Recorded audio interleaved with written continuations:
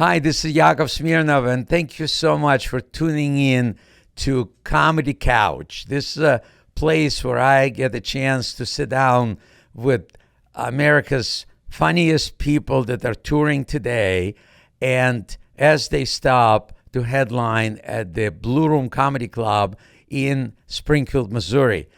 Today, my guest is somebody you might have seen on Dry Bar with millions of views, and Don't Tell Comedy, also approaching 1 billion views or something. Please, my guest, please welcome Zoltan Kaszas. Kaszas. Okay, I'll mess it up. I'll fix it. Okay. Oh, no, you don't need to. Don't fix it? Yeah, don't fix it. Leave it in. Leave it in.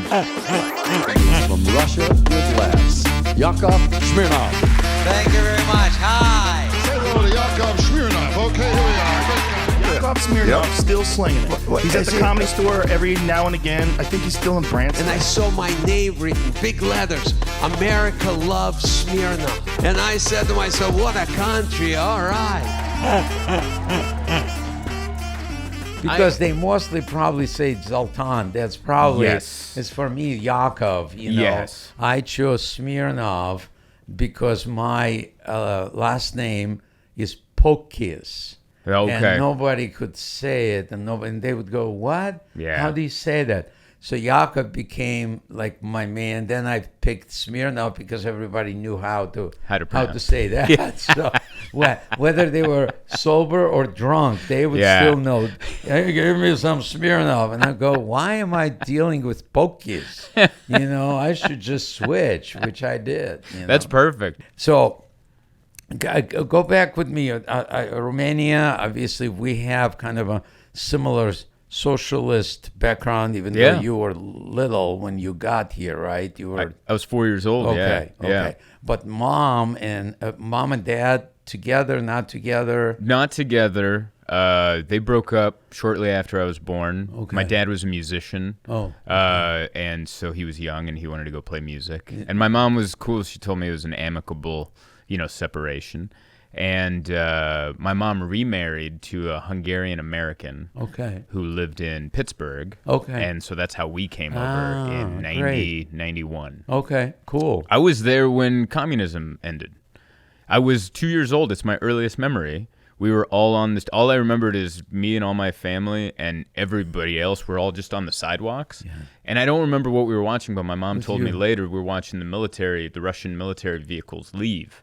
That's what everyone was watching. It gives me chills because I didn't realize that's what I was watching, but I do remember that because it was such a weird day. That's a big deal. That was a big deal. It was a big deal in my life too, because on one hand I was helping Reagan write speeches. Were you? Wow. To meet when he was meeting with Gorbachev. Wow. And they would come, the White House, their head writer, Dana Rohrabacher, who was Reagan's head writer, approached me and he said, we're doing this. It's confidential, but Reagan's going to go to Russia to meet with Gorbachev. And he asked you to write some jokes for his speech. You had to have thought it was a prank when you first heard it. You're like, no way, you're messing with me. I was more like, if this doesn't work, I don't have any countries to go to. That was my. It's true. That's very true. Very nervous to do this. Yeah. But it was actually. Interesting how I don't think I told this story, but before. But what happened is I was, it was 82, 81, and I was climbing in my comedy career, but I was still doing clubs, and I was in the club that in Washington D.C. And it was Comedy Cafe, and it was above strip joint that the guy owned. So he decided he's going to have a comedy club on top, you know. And, Just like a Taco Bell Pizza Hut mashup, you know. This works. It worked. So after the show, a single guy, you go and have a hamburger downstairs, which Sure. you have to eat, you know. Yeah. I mean, what are you supposed to starve? And you don't have to pay for it. It's and, free. There's a show. Come on. And you look at the bonds and things like that. Anyway, so I was playing that club, and this gentleman approaches me, and he's with a beautiful wife, and he's kind of a not big stature, you know, my height maybe, you know, and so, and he goes, I enjoyed your set. I'm having President Reagan as my guest in my house in a couple of weeks, and I thought it would be great if you could join us. Wow. Right? And I'm like, I'm thinking he's like, the president is going to come to your house and you're inviting me. Well, something is weird. And you're telling me this at a strip club. Not in the strip club, but in the same area. address. Yeah, same address. Yeah. We're just one floor above the strip. So I didn't think it was real, but then he called and said, I got your tickets and I'll pick you up on whatever date it was. And so here I am. I'm heading to meet the president in this guy's house. Arne de Borgegraf was his name, and he was chief editor of Washington Times. So that's how he had the clout to be able to invite all these dignitaries, and so it was only 18 people in that dinner. Wow. And so he invites me, and so I go there, and at that time I had a Miller Lite commercial running. Okay. And it was pretty popular, and the joke there was, in America you can always find a party, in Russia a party always finds you, right? That's kind of started the reversal jokes. And so we get in his car, and we're driving towards, and as we approach, it's like a Die Hard movie. It's like there are helicopters, 2 helicopters, Apache big ones, are above that whole neighborhood. The whole neighborhood is blocked off. Right. And I'm like going, this is not going to be good. I'm just from Soviet Union, and I'm going to explain myself. So we get to the barricade, and they ask him to step out of the car, and they search him, and he's going, I own the house where the president is going to. They said, we don't care. Wow. And they check his IDs and stuff. I'm going, I have no chance here, no shot. So, and I'm sinking into like my chair on the passenger seat, and then my turn, and the guy shines the flashlight on me, the Secret Service, and I'm like, and he goes, Miller Lite commercial? There it is. Come on in. I was going to say. No ID, nothing. I think about that, the power of beer. The power of, first of all, the power of alcohol. You change your name to Smirnoff. I mean, Miller Lite gets you in. That is beautiful. So that's where I go there, and I'm nervous, and they introduce, the president walks in, they introduce me to him, Yakov Smirnoff, President Reagan, the Russian comedian. And the moment he said Russian comedian, there was just an immediate connection between me and him, because he used to love those Russian jokes, and he was collecting them in a way. And, and that's what he was using in his speeches already, right? Yeah. And all of a sudden, I was like a drug dealer that he was like, you got those. Oh, okay. And he was zoomed in on me, and for the whole evening, we were telling jokes to one another, and everybody was laughing. Wow. Yeah, it was really cool. And it was a night, I will never forget it, because night when President Reagan sent Gaddafi, no, not Gaddafi, he sent helicopters to scare Gaddafi.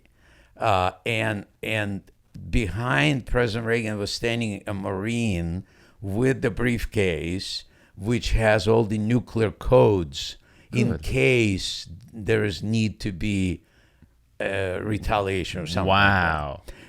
So picture me, it's like he's behind you, like your picture behind you, right? And he's standing, and he's not supposed to smile, right? Right. And he just sits there, kind of like one guy in your audience yesterday that Off was to the like, side. Yeah, Yeah, exactly. yeah, yeah. You were Yeah. like going, did you have a bad day? Whatever it was. And he just standing there, and I'm trying to crack him up. I mean, one is the president is laughing, everybody else is laughing, but my goal, I'm going to make Marine laugh. Eventually I did, but it was, so that was I was just picturing if I bomb, that's one thing. If President Reagan bombs, totally different thing. What a stressful job. Yeah. What a great opportunity. It was. That And you would've after never that, guessed. that's Yeah. when I was approached by the speechwriter, and he said he wants to do it. So yeah, it was unreal in some ways, because I wrote some jokes, they liked them, and then they called me back and they go, would you mind looking over this speech, because we want to make sure it has a right tone. Yeah. And I'm like going, don't you have some like really qualified people to do this? I mean, you're asking a Russian comedian guy who is doing it, and they go, no, I think we need you to, I go, okay, fine, I'll read it. And I told him, I said, I don't particularly think the tone is right. I don't think it's a good idea. I didn't write Mr. Gorbachev tear down that wall. That wasn't my Those weren't your lines. But and they said, well, why don't you rewrite it?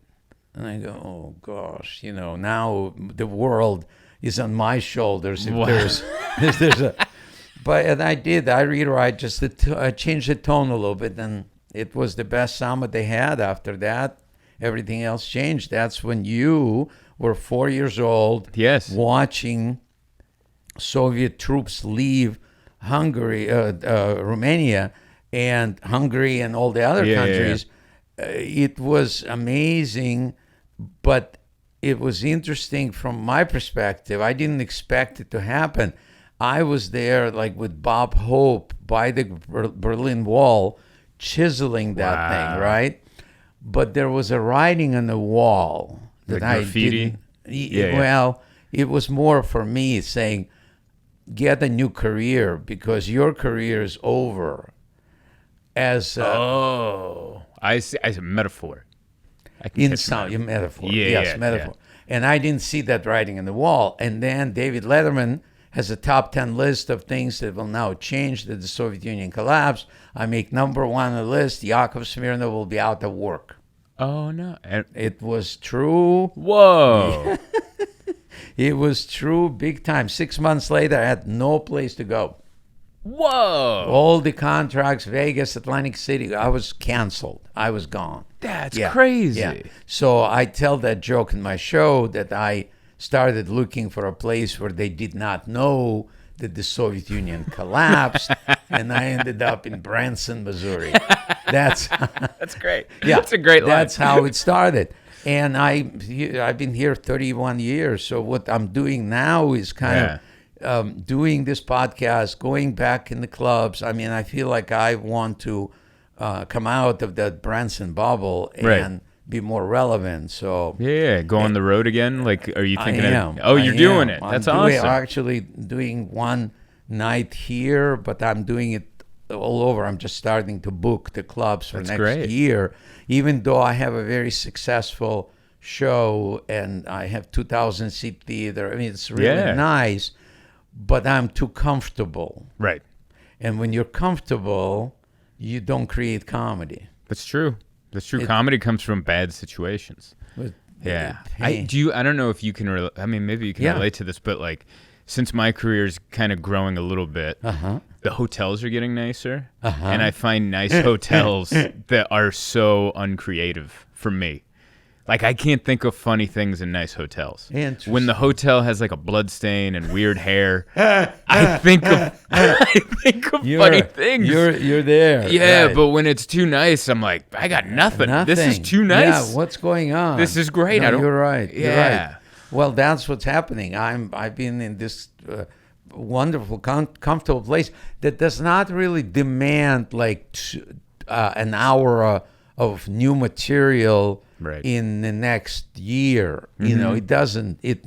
There are jokes that they like, and some of them new, some of them old. They don't care. Right. But when you go on the road and you are with younger people who are like boxers, it's like boxing, you know. Yeah. And you're sitting in your lazy boy chair, the boxing is not gonna happen, you know. Yeah, that's so true. Yeah, so I definitely am putting myself out there. That's awesome. And I'm grateful that my wife is behind it, and she's like, it's a good thing. It's good. You're healthier when you do this. So I'm grateful that you came out early in the morning. I know you have a trip coming, and I got up and I'm like, I'm ready. I'm going to do this, you know. No, I was pumped for this because yesterday I got a random phone call from you. Yeah. I didn't know that Yakov Smirnoff was going to call me yesterday. You know, it was very out of because I was actually playing a prank on the owner. And I thought that's why he was calling me. Because last night we had two comedians here. John Christ was here. He's here all weekend. I was doing one night. Yes. And we're all staying, my opener, his opener, we're all staying at the same hotel. Yes. And when we checked in, we beat everybody there. And the front desk lady's like, all right, I have 4 rooms. Are you the headliner? Because I have a suite for one of you. And I'm like, I wanted to take the suite. But I assumed it was for John. You would not make any friends there, right? And so I didn't want to mess it up. So I said, how many nights is the suite for? And they said 3. And I was like, okay, it's not for me. But I texted Chris just to mess with them. I'm like, dude, you didn't have to give me a suite. This is so nice. So I'm sitting there, I'm FaceTiming my wife. I told her what I did. Right. And I keep getting all these calls from Chris. And she's like, are you going to answer? I'm like, nah, let him sweat a little. let him think that I took the suite. And then finally I'm like, okay, let me call him back. And then I call, and then I hear, hello, it's Yakov Smirnoff. And I was like, what's going on? I was on his phone. Right. Yeah, and he said, would you like to meet Zoltan? He's in the hotel. And I said, sure, I'd love to. And, and then he has you on the dial, and I'm like, oh, hi. You want to come over? You want to come over and talk? We had a great time yesterday. So much it was fun. just a lot of fun. Yeah. And Steven, your opener, great comic. Great comic. Good dude. It was really kind of a, and then watching John Christ and going to see you guys. It was like full day of exciting. That's so cool. Yeah, and I'm re-entering that world of clubs, and it's changed a lot. Sure. So when you have that camaraderie, and people respect each other, and they're having fun together, that's really encouraging to me. Going out into that world again, and to build some new material. And now I'm going to be requesting hotel rooms with blood stains, so you can be creative. Exactly. Or any other stain. Any stain take will it. do. Yeah, because that's you can make up the rest, whatever it is. Yeah. Well, I mean, it's really coming full circle for you because, like, we're kind of going through what feels like a second comedy boom. It is. And you were around for the first one. It is. And so I'm sure it's interesting from your standpoint of, like, going back out there and you're like, it's weird that a town like Springfield has 2 rooms.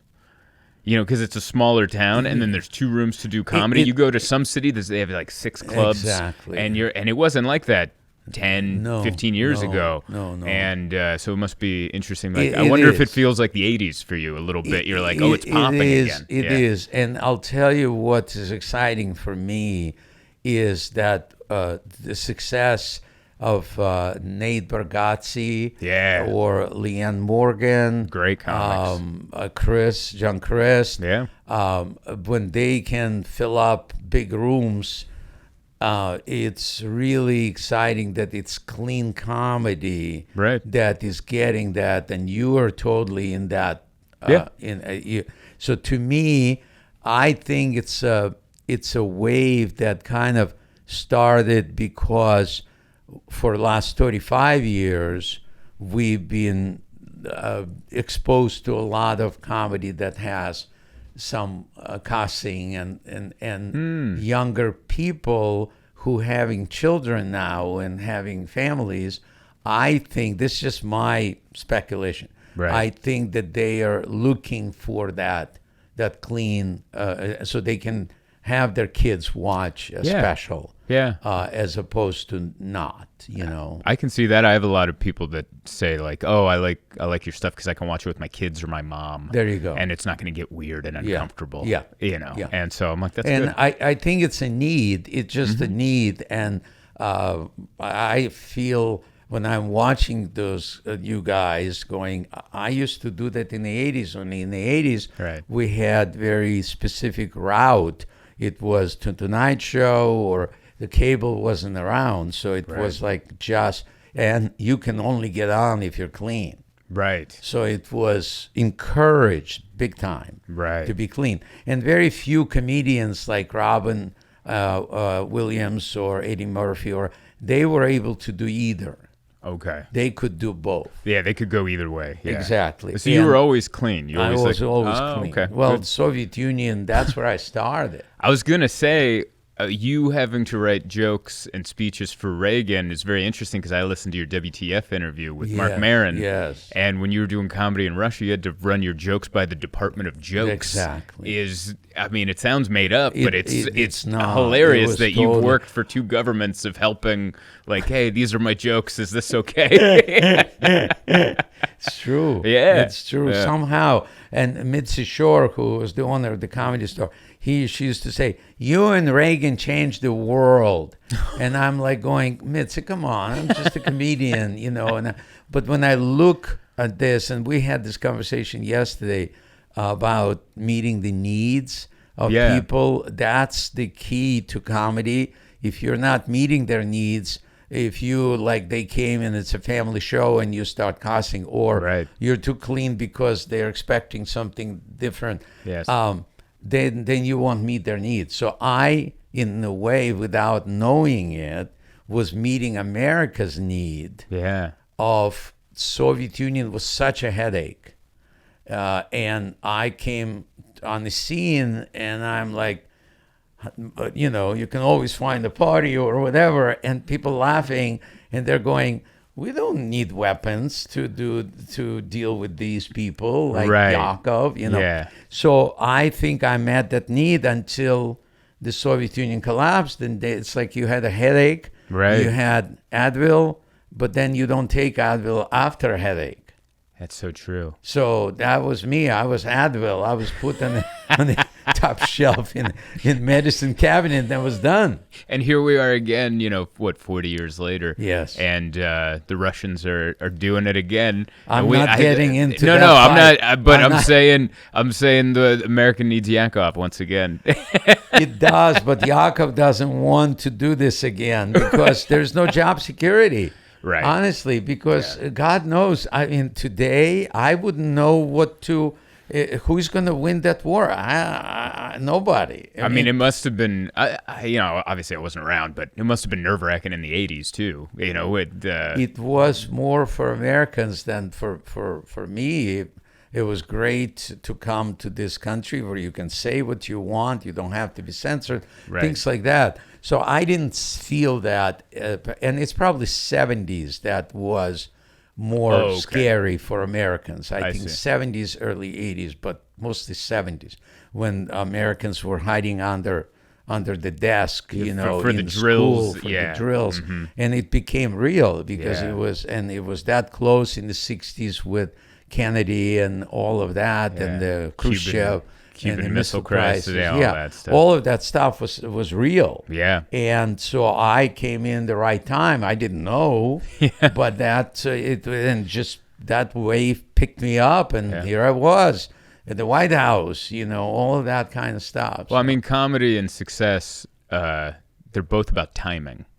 So it all worked. You were funny, and you were here at the right time, and everything lined up. Absolutely. And that's so awesome. let's go back for a moment. I'm just trying to picture you in Romania. Hungary, Budapest. That's where I was from. Budapest. Right. Yes. Why am I saying I used to? When you said Romania, I thought you were saying you were from Romania, and I was like, I thought he was Russian. But no, I was born in Budapest, and then we moved over in '91. Okay. Yeah. Okay. I got my. That's okay. They're right next to each other, and I didn't invade any of those countries, so it's kind of hard to keep track. That I was a young kid when they were invading. Right. Poland and Yes. and Hungary and Romania and all of that was like, and I was scared. I was growing up, and I'm going, I'm gonna go to military. I will have, and I was in the Soviet military for 2 years, and I was scared that they're gonna ship me out to kill people. Jeez. And I'm a comedian who wants to kill in a different way. Yeah. Kill. Different. Yes, right. very different. So thank God it didn't happen. But I had friends who were shipped out. They had to go. And Yeah. they had to fight. And ooh. Yeah. That's. But anyway, so you're there, and your mom is now a single mom, and she meets your stepdad. Yes. Right in Hungary. In Hungary. Okay. And then we I was very young, so it all happened very quickly to me, but it was probably more smooth between the adults. But yeah, I just found out one day we're moving, and we lived with my grandmother, we moved. We actually, I'm not making this up, we landed in New York City July 4th, 1991. That's my mom and I's anniversary for coming to the country. Yeah. That's cool. It just, we didn't know it was a holiday. It just worked out that way. And, my mom married this guy, and the marriage did not work out. It lasted 7 months. Oh. The guy ended up not being who he represented himself to be. So we were actually going to move back home. Oh, wow. But we were in Pittsburgh. They have a very large Hungarian community in Pittsburgh. Okay. And my mom ends up meeting this lady at a Hungarian party. She's a wealthy business owner, and she needs a live-in housekeeper to clean her house, take care of her kids. And she says, consider my job offer. And so we went back home for 2 weeks. My mom saw Hungary was struggling. It was post-communism. They're trying to find their way. And she's like, there's not that much opportunity here. I'm going to take this job. Good. So we ended up going back. That lady ends up sponsoring us since the marriage. And it all ended up working out. But it was very close to not working out. Right, those. I was thinking about this morning. My mom has always said, it always feels like someone's looking out for us. And knock on wood, I hope that never ends. But I feel it. Sometimes bad times, but they always lead to something good later. Yeah. Right. And what you're describing from my perspective, because I keep going back to meeting the needs and humor create laughter. So your mom was meeting the need of that lady. Yeah. Yeah. Right. And the lady was meeting the need of you guys. Yes. Right. Yeah. So that's how it works. And then happiness and laughter and joy comes out of when people find that. When they don't, they just butt heads. And that's what happens. So keep going. So you're 4 at that point, 5, something like that? 4 or 5, and then we're living. It was weird because she had a big house, like a very big, fancy house, and we're living there. What a country, and right? we have no money, but we live in this. Yeah. So look where I am, right? Yeah. I was this poor kid that now went to a rich public school. Perfect. I didn't know it was my first school, so I don't know rich from poor. Yeah. But yeah, we were living there, and the school was great. Everything's wonderful.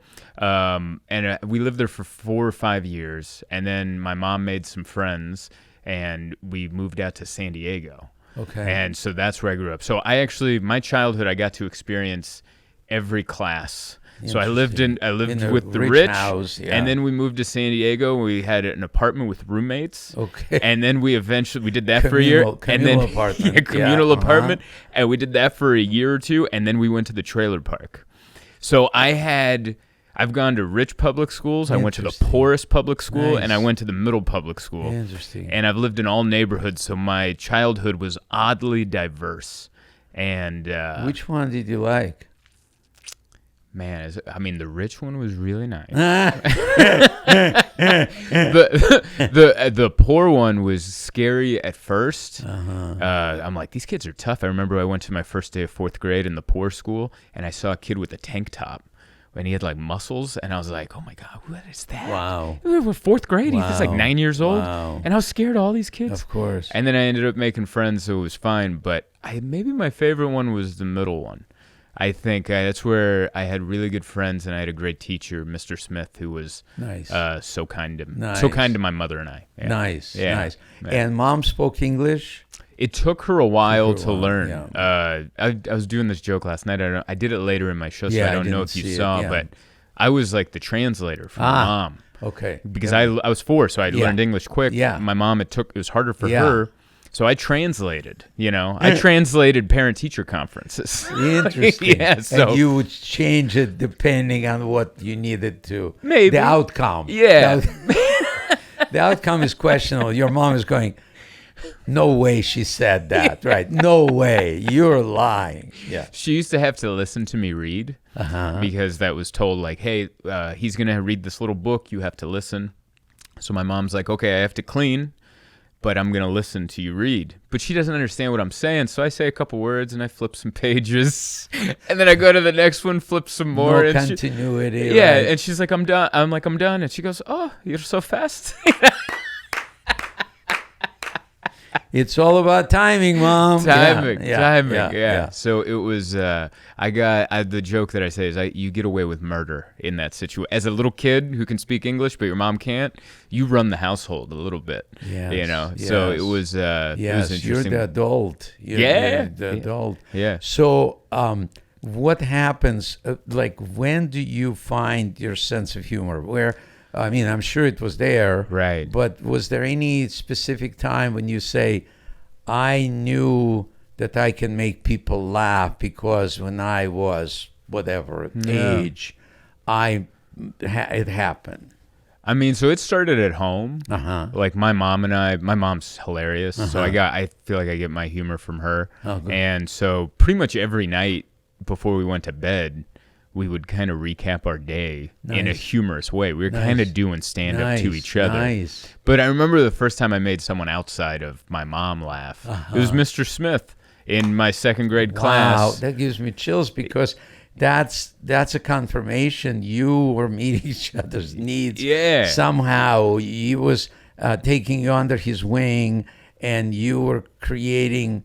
You had the humor, but you were feeling embraced by him. Right. Yeah. And it means so much more, especially when you're a kid, when you can make an adult laugh. Right. 'Cause you can make kids laugh, but if you can crack an Yes. adult, you're like, Yes.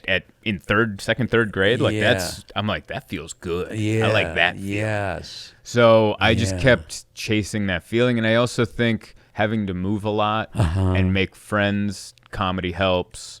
So that all mixed together, comedy was always like around. Nice. We grew up in a funny household. And So when did you step on stage? I was 19. Yeah, I was. What was it? Where were you? It was a club that is no longer around. It was called the Comedy Co-op in San Diego, Okay. and it was opened by a guy because he had a beef with the Comedy Store in La Jolla.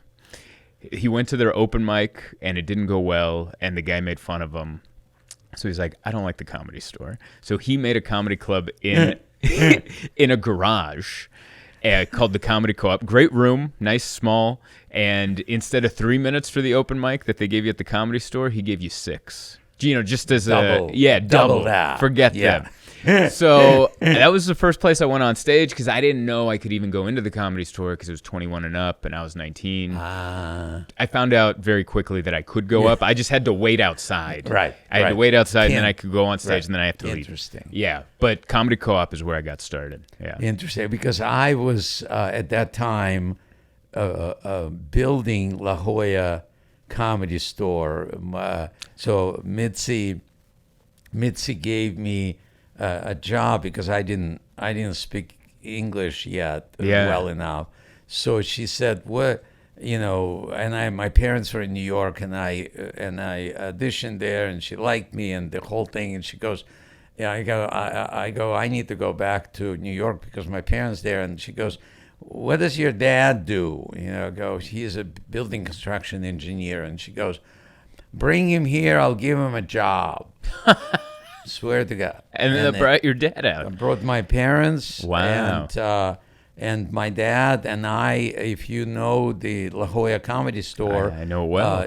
So there's a window there that you could see, like a pretty big size window. On the side. On the right side when you're standing on the stage. Yeah.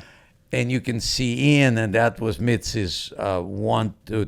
She didn't want people to hear the comedy, but she wanted the window there To and see. She goes, "You and your dad go to La Jolla and put in the window."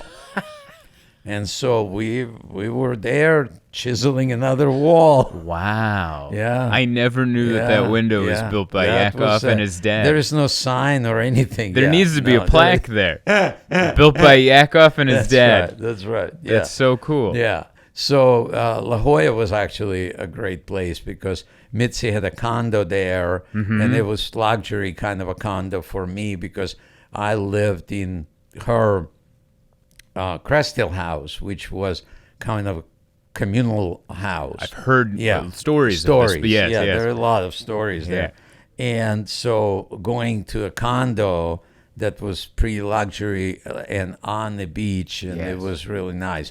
So everybody wanted to go to La Jolla. And it's interesting that as we speak, they just asked me if I would do a weekend in La Jolla. Do it. And I will do it. Yes. I haven't done clubs, like I said, in 30 years. Yeah. And so now it's coming back, and I'm excited about this. It's still a great room.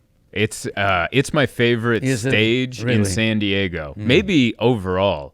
I mean, there's a bunch of great stages around the country, but that La Jolla Comedy Store, it's such a hot room. Yeah. Such a hot room. Perfect, low ceilings. Yes. Walls are black. Everything Seats is like maybe black. 200, 250 at the most. Yep. Excellent club. Yeah, Excellent club. Yeah. So I'm excited about that. So you go to that place and you do the open mic mics, night for like 6 minutes, right? Yeah. And that's kind of catches you want to do more of those, right? Yeah, And immediately. then what would be the next step?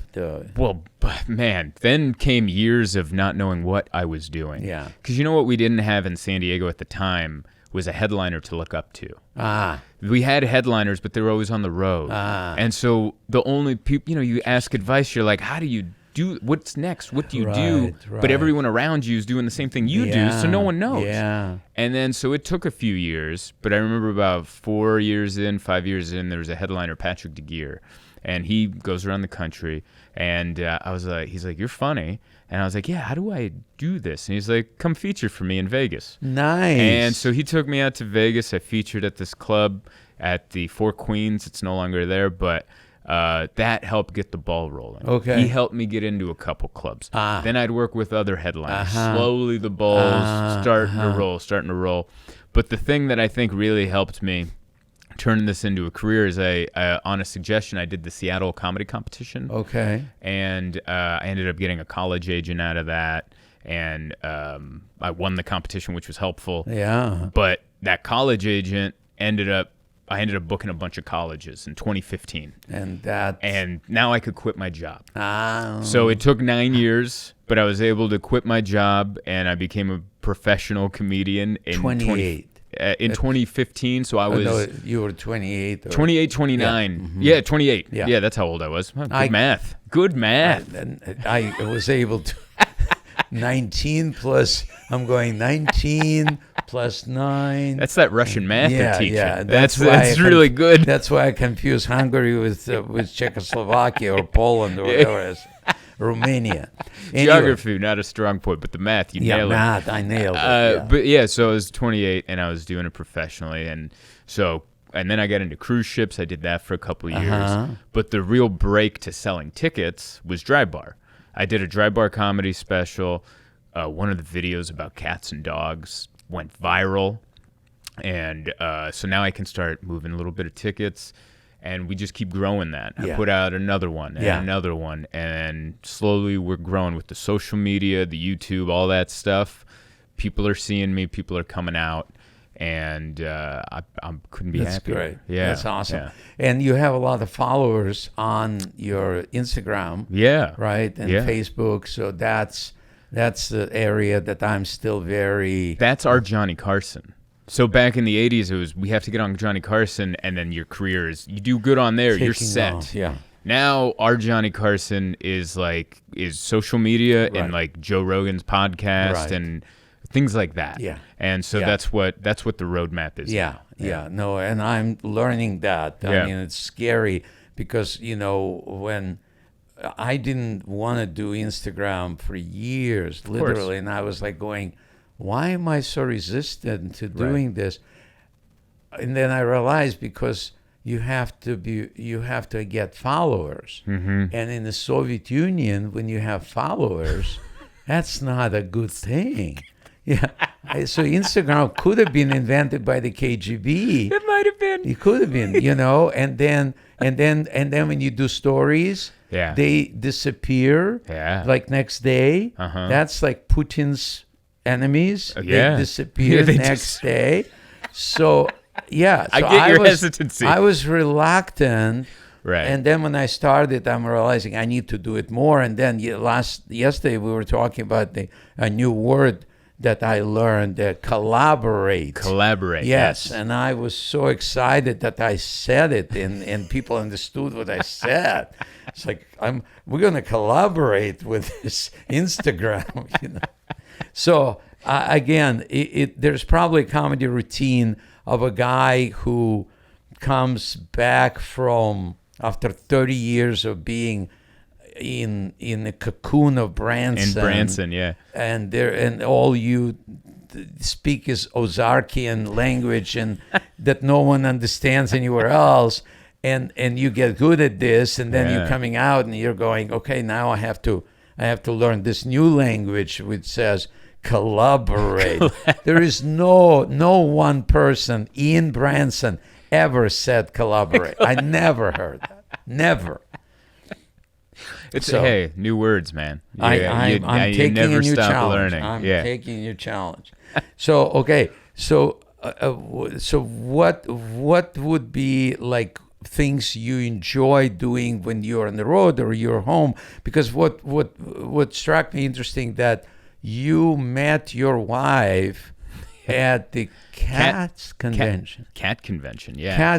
Tell us a little bit more about that. So because the cat joke went viral. Right. One day I get an email. And what is that joke? Is it one joke or is it like a video? It's like a chunk of material. It's a short little chunk of material where because I own cats, I say cats are better than dogs. Got it. And so I compare the two. Okay. And because cats on the internet, it took off. So I told the story on stage, but I didn't know that the video went viral. I showed up to do a club in Spokane, Washington, and it was Christmas weekend. Like Christmas was on a Monday, so I didn't expect anyone to be at the club. I'm like, it's not going to be that many people. All the shows were full, and every audience is just women in cardigans.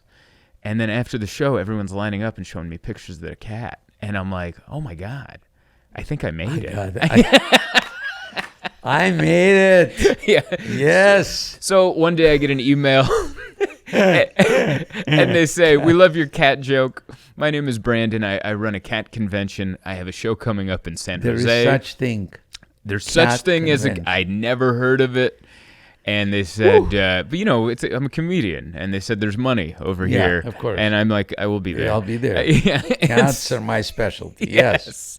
So I show up at this cat convention. My wife at the time was my current wife. I'm saying she was running a business, a cat e-commerce business called Meowingtons, and it was doing. Sounds like a put on. Yeah, I know, it sounds made up. It's a business she created when she was 23, and it ended up blowing up. Really? Yeah, she figured out Facebook ads. So what did they do? What did cat commerce do? Cat toys. Okay. Cat T-shirts. Okay. Imagine meet cats' needs. Exactly, Okay, and got cat it. And people's the needs. Owners, yeah. yeah.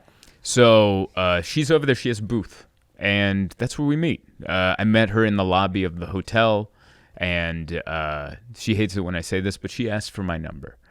She hates that story. She said, I didn't ask for your number. Don't say it. Yeah. No, we're going to cut this out. Dylan, we got to cut this out. But Yakov, it's the truth. Don't cut it out. Don't cut it out. She asked me for my number. And she saw your show? No, this is before. This is what made me suspicious? so intrigued. But actually, suspicious is the wrong word. Intrigued. Because I'm not very good at approaching women. Okay. So normally when I would meet women, they would see me on stage and then come talk to me. Got it. And then it's easier because I already showed my talent. That's right. So it's always weird when it's the other that's way. And she's like, what do you do? And I'm like, oh, I'm a comedian. And she's like, oh, okay. And she's like, I'll try to come see your show tomorrow. And she wasn't able to because she was working her booth. Okay. But we ended up hitting it off anyway. Nice. And the fact that it was organic and not, you didn't see me on stage kind of made it different. You like that. It was different and special. It feels like, she's not using me for all the cat money that I'm gonna make. No, definitely not. No. Yeah, she just liked me for me, which was nice. That's cool. Yeah, it was great. And then so we started seeing each other, and she ended up taking a job in San Diego, and she had to move, and she moved the Friday before the lockdown, the pandemic. Wow. So now she's stuck in San Diego. That's a good way. I live there, and she's tied up right now. Yeah, she can't leave, and I can't leave. I can't go on the road anywhere. She can't go anywhere. Good dating strategy. Yes, good strategy. A lot of people think it was Wuhan. It was me. All right, I put a little. I sneezed on a kid's face, and we started it all. I love it. Yes. But the pandemic broke up a lot of relationships. But for me and Emma, it made ours. So it couldn't have been better. And she's been so helpful to my career. That's great. Because she runs my Facebook ads. For my shows. I don't know how to do that stuff. Right. And she knows how. And she's been so important to figuring out how to get people to know that I'm in town. That's great. And she's done a great job. That's wonderful. That's great. Again, meeting each other's needs. So so you met at the cat convention. How many cats you got? We have 2.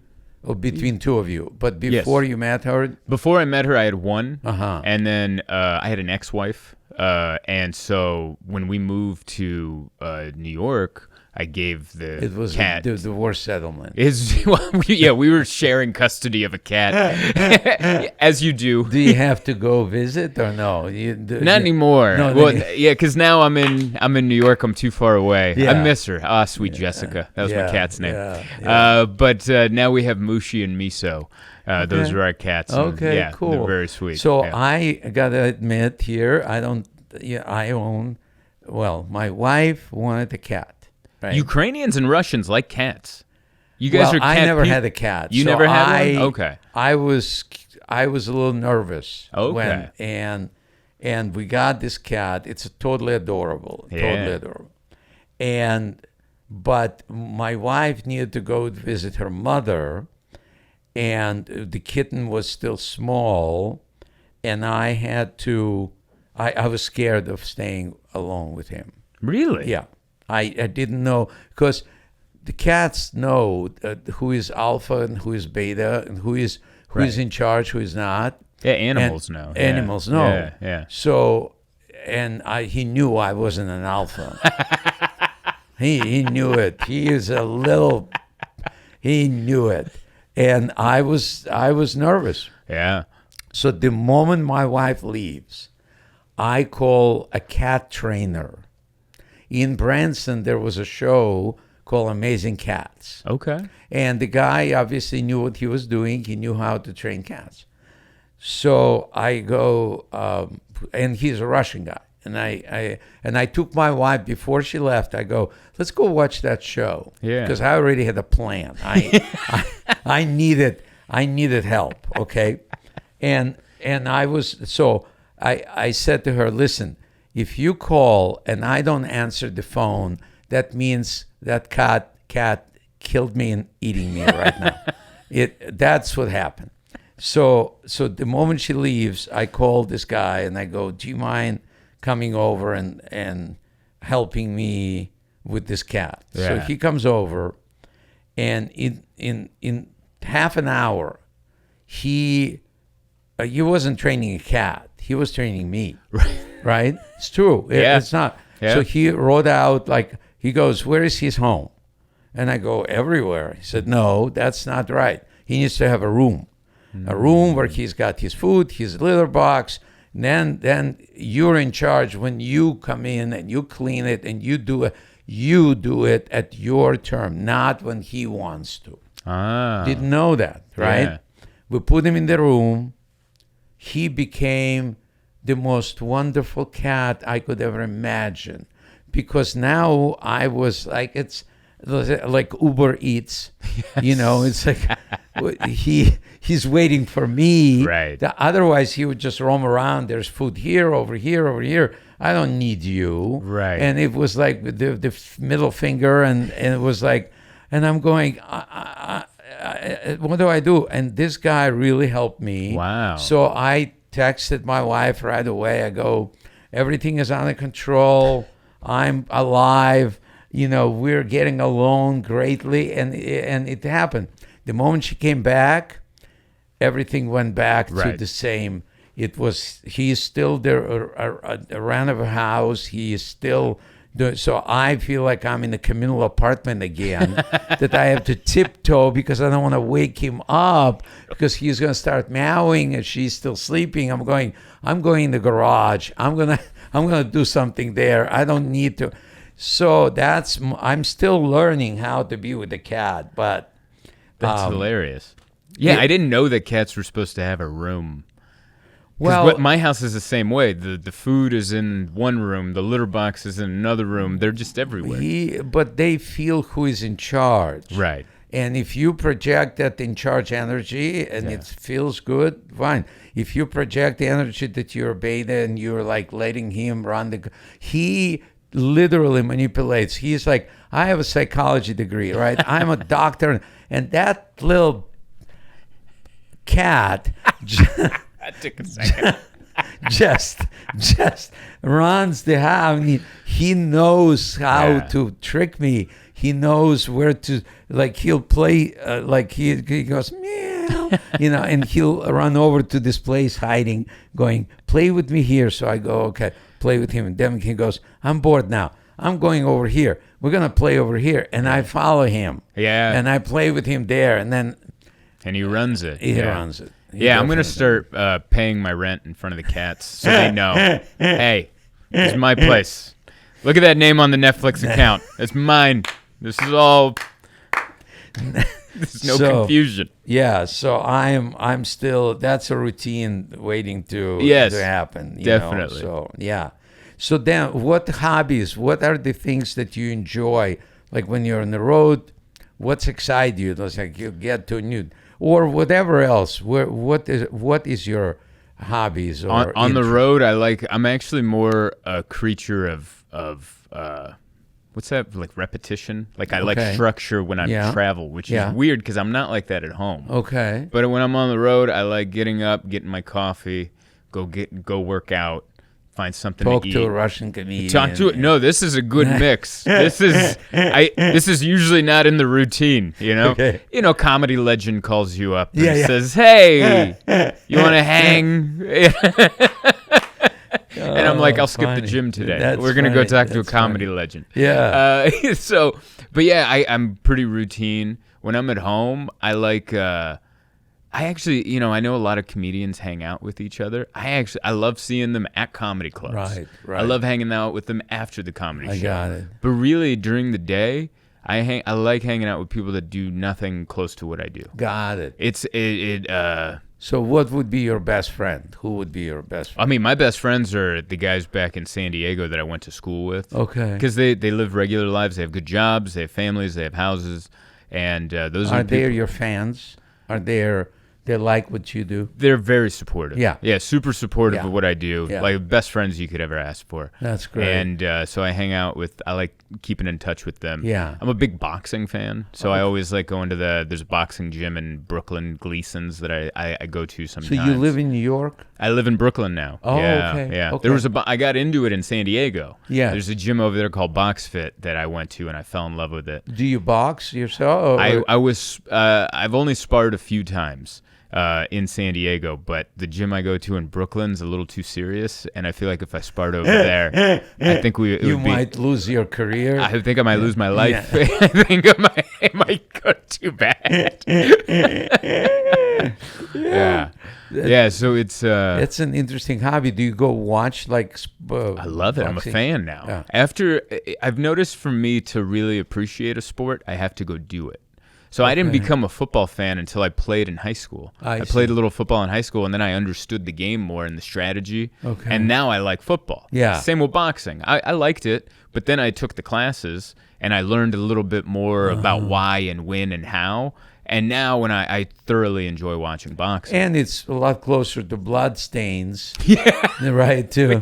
It's the creative. Yeah. When they hit you, and you got a routine going. Yeah, exactly. Yeah. So what is next for you? Where would you like to see yourself in 5 years, 10 years? I mean, obviously still doing comedy. I hope, I don't want to get greedy, but I hope the rooms get bigger. I hope the career continues to grow. But at the same time, if someone told me from the future and they came to visit me now and they said, hey, it's not going to get bigger, but you will maintain this for the rest of your life, I'm like, I'll take it. That's beautiful. That's a good, Yeah. Being unattached to the outcome is really healthy. Trying to be, it's something I struggle with, because sometimes you're like, I want it. But also drive Yeah. to see, when you see comedians have a, arena, and you're watching this and you're going, I think I can do that. Right, yeah. And with the help of your wife doing the social media, Yeah. and you're willing to just even do this, because we haven't even started airing this podcast. Right. And you were like, sure, I'm in. Yeah. Right. But it says something about willingness. If you see the opportunity and you think it's going to be fun, why not? Yes, right? exactly. And I think those are the stepping stones. That's how somebody sees it on this podcast, or they see it there, and you grow and you grow and you grow, just like when you were, doing 6 minutes open mic, and then little by little you grew. Otherwise, if you don't make those small steps, a lot of times, there's a lot of comedians now that are more like a YouTubers, Yeah. and they're sensation, and they have a group of people, but they don't tweak their comedy. Yes. And it reminds me sometimes like a radio drive time host. Yeah. Right? They laugh at their own stuff. Yeah. Because there's only 4 of them or 5 of them or whatever, and they pick the people who laugh the most, right? Yeah. But then when they come out and to the comedy show, and I've seen it many times, they sponsor, let's say, some kind of an arena or amphitheater, and they get 5 minutes up front. They come in and die. Yeah. I mean, these people came to see comedy, and they're trying to do what they do in the morning, and it just doesn't work. And I've loved the comparison, because it's very true. A lot of the podcasts that are hot right now, Right. I'm like, this is morning radio from the 80s and 90s. Right. It's what they're doing. It's Right. just, what's old becomes new again. But they think it's different because now it's like, no, this is on YouTube. This is like different. It's exactly like morning radio. But the podcasters who were started as comedians, Right. they have like Rogan or Theo Wan Yeah. or Bill Burr. They know their main thing is still comedy, even Exactly. though they don't give that up. Right. They keep going. Rogan works out all the time. Yeah. He created his own world to be able to go up on stage and be in shape. He Yeah. knows he's. I wonder where you got that idea. I'm just I don't know. I don't know. I don't. but you're absolutely right. Those guys were comedians first, Right. And they always did comedy And while doing their podcast. And there are some people that not only just podcast but make funny videos on Right. TikTok or Right, Instagram. But right. now they're on the road doing stand up. Yes. And it's a different Different world, world. different beast. Yeah. And they almost have to, which is terrifying, learn on the job. You know, I was one of those guys. I heard you tell a story yesterday where you accepted a job. You had to do 45 minutes. I know. But at the time, you only had 5 minutes. So I'm a little bit, which is a lot of comedians do that. Yeah. And I think that's courageous and the right thing to do. I was always so the other way. I wouldn't accept a 35-minute job until I had 45. Just in case. Well, I think that's smarter. It's smarter, but there's no risk taking because and then people were like, wow, you did a really good job. And I was like, yeah, I have 45 minutes. I was just in case the crowd's bad. You know, Well, I'm prepared. there is an expression that my acting coach told me years ago, and he said, don't get discovered and then try to become a star. Become a star and let them discover you. That's perfect. Yeah. That's a perfect Very statement. concise Yeah. way of explaining this. What happened for me, and I'll just share that with you. That with the Tonight Show, I thought I was ready for the Tonight Show. The moment I stepped off the airplane, I was like, okay, I'm from Russia. Come, and the producer of the Tonight Show, Jim McCauley, who was in charge of finding talent he didn't like my humor. And so he would come to the Comedy Store. Mitzi was always supportive of me. She would put me in the showcase for him. And he would just go, no, Johnny's not going to like you. Johnny's not going to like him. And it took 6 years. At that time, I did Miller Lite commercial. I did Night Courts. I did all that stuff first. Before Wow. I got in the Tonight Show, Beautiful. right? And I did a movie with Robin Williams at that time. Movie with Tom Hanks before I got on the Tonight Show. And but because I couldn't get on. I just couldn't. And then he literally said to me, and the last time he came out to the Comedy Store, he said, you're going to get on that show when the hell freezes over. That was his... And I'm like, okay, well, fine. I'm doing all right. I'm doing okay. Yeah. And I forgot. I just let it go. Yeah. And I kept doing clubs and wherever they would hire me. And then I get a call. Mitzi calls me and he says, guess who called? I go, who? And he said, Macaulay. He's such a jerk. Johnny saw you in Miller Lite commercial and he wants you on the show now. Wow. And that was like, all of a sudden I was already being kind of a star, making my own, and then I was being discovered. And then it was so much more powerful in a way. And people still think that that's what made me, but I think it was Rodney Dangerfield special. Right. It was the Miller Lite commercial. Those are the state, but that's what I'm saying. It just takes time, and whatever God wants, in this life to happen, I believe I wish just God would send text messages, but it's not yet. He does it different. Yeah, he doesn't want to be followed or something. I don't know. Yeah. But so it takes me a while to figure out, but I try to pay attention. Yeah. Like, okay, I want to go on the road. My wife feels that that's a good thing, and I feel inspired by these clubs are calling me going, come. And it's like, I'm going, that's a signal. Let's give it a shot. I think it's a great idea. I think the world's ready for a Yakov round 2. Let's hope so. Yeah. What is it, 2.0? 2.0. Yeah. Thanks so much. Thank you so much for having me. Thanks so much. It was a pleasure. For coming.